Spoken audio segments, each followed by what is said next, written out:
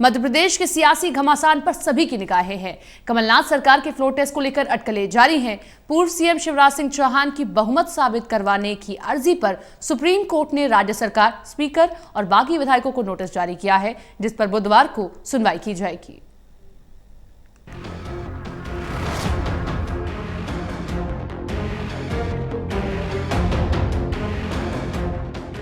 अजब एमपी की गजब सियासत इन दिनों लाइमलाइट में है। फ्लोर टेस्ट का दबाव, बागी विधायकों के रुख के बीच आज सुप्रीम कोर्ट में उस अर्जी पर भी सुनवाई हुई जिसे राज्य के पूर्व मुख्यमंत्री शिवराज सिंह चौहान ने लगाई थी। अर्जी में मांग की गई थी कि कमलनाथ सरकार को बहुमत साबित करने के लिए कहा जाए। सुप्रीम कोर्ट में मध्य प्रदेश मामले को लेकर सुनवाई शुरू हुई। बीजेपी की ओर से मुकुल रोहतगी ने कोर्ट में कहा कि ये पूरा मामला लोकतंत्र को जीवित रखने को लेकर है, लेकिन दूसरा पक्ष इस मामले में कृतज्ञता नहीं दिखा रहा। I don't think it's correct to call it an impasse. According to me, it's only a desire to cling on to power. I mean, it's so simple that in a house of 230, two BJP chaps have resigned, so it's 228. You require 114. Congress had 114 plus support of 4-5 other people, right? If out of 118 or 119 or 120, if 22 of your people have gone away, your strength falls below 100. If it falls below 100, you don't have the majority. And the majority is only tested on the floor of the house.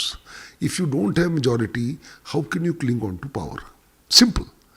And all those 20 or 22 MLAs, 6 of whom are ministers, their resignation has been accepted. But why resignation of 15 not been accepted, I cannot say. It is obvious that 15 he has not accepted to keep the government afloat, so to say.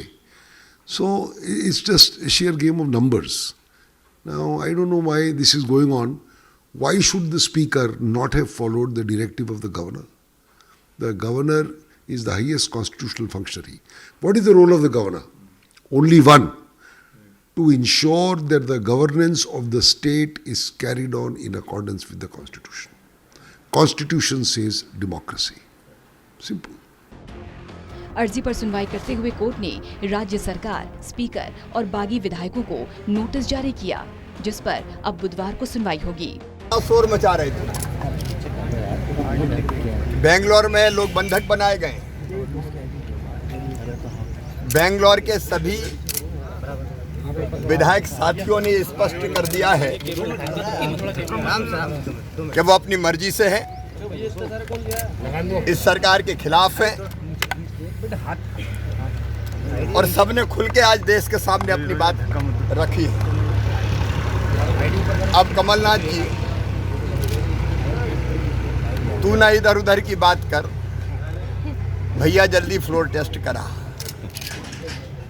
दूध का दूध और पानी का पानी साफ साफ हो जाएगा। अगर बहुमत में हो तो भाग क्यों रहे? आईबीसी नीचे कर लो माइक। फ्लोर टेस्ट से डरते क्यों हो? आईडी नीचे रखिए भाई, चेहरे पे। ये टाइम खींचने की कोशिश कर रहे हैं, दबाव प्रलोभन देके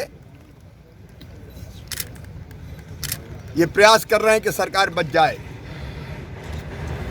लेकिन अब ये सरकार बच नहीं सकती। कल भारतीय जनता पार्टी के विधायकों ने सशरीर गवर्नर साहब के सामने परेड की है। संख्या का गणित स्पष्ट है, यह सरकार बहुमत खो चुकी है और भारतीय जनता पार्टी आज उपलब्ध विधानसभा की संख्या के हिसाब से अब बहुमत में है। इसलिए फ्लोर टेस्ट एकमात्र तरीका है। सुप्रीम कोर्ट ने मध्य प्रदेश सरकार को स्टैंडिंग काउंसिल के जरिए नोटिस जारी किया। इसके अलावा कांग्रेस पार्टी और स्पीकर को भी नोटिस जारी किया गया। इसी के साथ सुनवाई को कल तक के लिए टाल दिया गया। अब बुधवार को मामले पर सुनवाई होगी।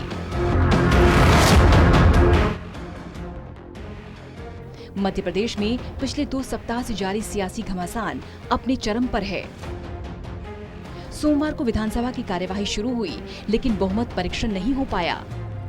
विधानसभा की कार्यवाही को 26 मार्च तक के लिए स्थगित कर दिया गया।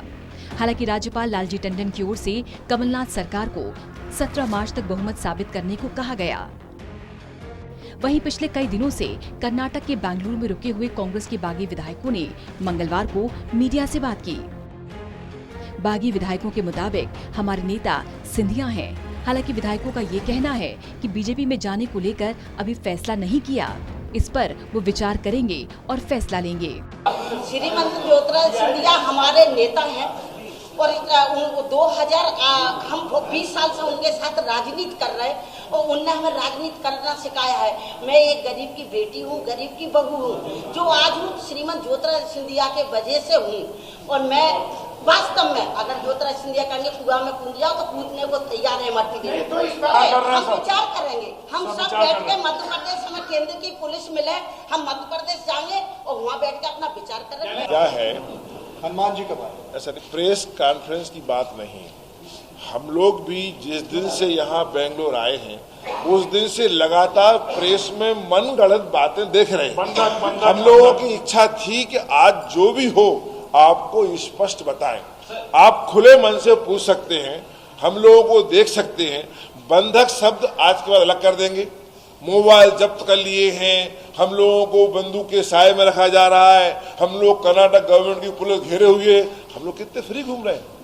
और हम लोगों की बात हो रही है, कॉन्स्टिट्यूंसी में हम लोग बात कर रहे हैं, विधानसभा के लोग कह रहे हैं कि आप निश्चिंत रहो, हम आपके साथ हैं, क्योंकि वो समझ रहे हैं कि 1.5 साल में हम कुछ कर ही नहीं पाए। हम मजबूर थे, इससे मजबूर में हमको आज ये साथ छोड़ना पड़ा। बेंगलुरु के एक रिजॉर्ट में कांग्रेस से बगावत कर 16 विधायक रुके हुए हैं, जिन्होंने राज्यपाल लालजी टंडन को अपना इस्तीफा भेजा। हालांकि अभी तक इस्तीफा स्वीकार नहीं हुआ है। ऐसे में इस बात पर सस्पेंस बना हुआ है कि सदन में बहुमत परीक्षण के दौरान इन विधायकों का क्या रुख रहता है। Special desk, total news.